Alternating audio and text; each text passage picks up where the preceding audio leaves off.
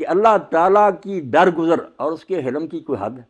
کہ میرا اور آپ کا کوئی گناہ علانیہ یا پوشیدہ ایسا نہیں جو اس کی نگاہوں میں نہیں، اور بے بسی بھی نہیں، جب جی چاہے ہمیں پکڑ سکتا، زمین میں دنسا دے، بم ہم پر گرا دے، بجلی گرا دے، کر سکتا، مگر کتنی مہلت دیتا؟ تو سعدی فرماتے ہیں ہر وقت تیرے گناہ دیکھتا مگر پھر اپنی درگزر سے پردہ ڈال رکھتا،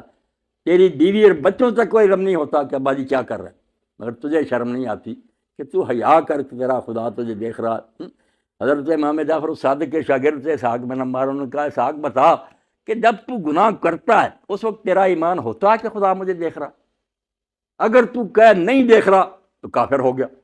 اللہ تو ہر وقت دیکھتا، اور اگر کہے دیکھتا اور پھر کرتا ہے تو تیرے نزدیک اللہ کی قدر اتنی میں نہ ہوئی جتنی تو اپنے باپ اور کسی دوست کی کرتا،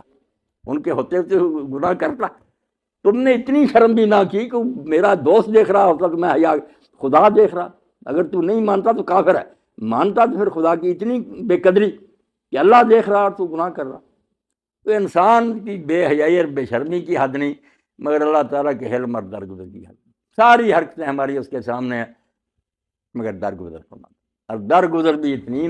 اللہ کے رسول علیہ السلام نے ایک موقع فرمایا کہ بنی اسرائیل میں ایک شخص 99 قتل کیے تھے، اب قتل ایک ہی ہے جس پر اللہ کہتا ہے ایک آدمی کو مارے اس پر اللہ کی لعنت ہے، غضب ہے، ہمیشہ کا جہنم۔ کسی گناہ کے بارے میں اتنے سخت کلمے نہیں کہے جتنے سورہ نساء میں قتل پڑے کہ بندہ مار دیا،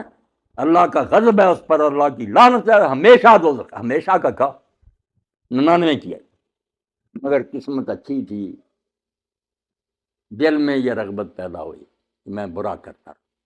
اللہ کے سامنے جاؤں گا کیا بنائیں۔ اس نے لوگوں سے پوچھا کہ کوئی عالم ہے جس سے یار میں جا کر اپنی یہ مشکل حل کراؤں، میرے سے تو بہت جرم ہو، اب اللہ کی پکڑ کے سامنے کیسے میں چھٹکارا پاؤں۔ انہوں نے ایک عالم دین کا بتایا مگر عالم نہ نکلا۔ جب اس نے اپنا معاملہ جا کر سنایا تو اس نے کہا ایک قتل ہی معاف نہیں ہوتا، تو نے 99 کیے۔ اب شیطان نے اس کو اکسایا، اس نے اس عالم کو بھی قتل کر دیا کہ سینچری پوری کر دے، چلو 100۔ بعد میں پوچھا، لوگوں نے بتایا تو ایک عالم کا پتہ چلا، اس کے پاس گئے، عالم نے بات سنی، عالم دین کو جانتا تھا، اس نے کہا بیٹا رب نے اپنی رحمت سے بندوں کو مایوس نہیں کیا، اس لیے اگر تیرے اندر یہ شاید پیدا ہو گئی ہے تو خوش قسمتی ہے کہ ابھی وقت تھا تو بعد آ گیا، جا تیرے گناہ سارے خدا نے بخش دیے۔ مگر اس توبہ کے سچی ہونے کی نشانی یہ ہے کہ تو وہ بستی چھوڑ دے جہاں رہتا نا، وہاں بری صحبت ہے، پھر بگڑ جائے گا۔ فلاں بستی کے لوگ جو پاس ہیں نا وہ نیک ہیں، شریف ہیں، اپنا بوریا بستر باندھ اور اپنا سامان اٹھا کر نیکوں کی بستی میں چلا جائے۔ اب وہ بندہ سچے دل سے تائب ہو گیا تھا، گھر جا کر اس نے اپنا سامان باندھا اور سب کو سلام کیا اور چل پڑا کہ میں نیکوں کے گھر، اللہ کی رحمت کا ذرا اندازہ کر کتنی سی 100 قتل کر چکا تھا۔ تو جب راستے میں تھا بستی تک نہیں پہنچا، موت آ گئی، مر گیا۔ اب عذاب کے اور ثواب کے دونوں کے فرشتے اکٹھے ہو گئے۔ عذاب کے فرشتوں نے کہا اس نے کوئی نیکی نہیں اس لیے ہم جہنم لے جائیں گے۔ نیک فرشتے ثواب والے فرشتے انہوں نے کہا توبہ کر کے یار جا رہا تھا۔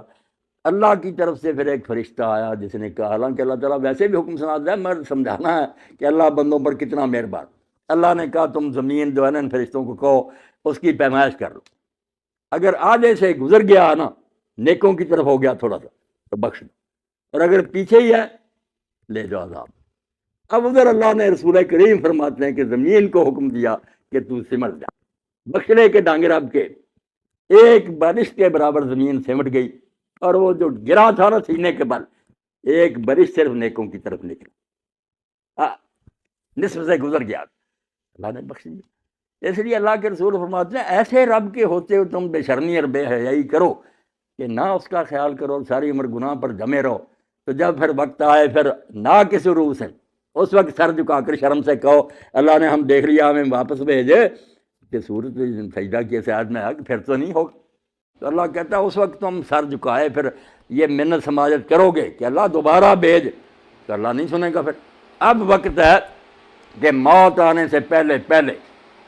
توبہ کر لو، باز آ جاؤ، چھوڑ دو برائیاں، نیک ہو جاؤ، پھر کوئی بات نہیں تم سے جتنے جی چاہے گناہ ہوئے نا اللہ معاف فرمائے گا۔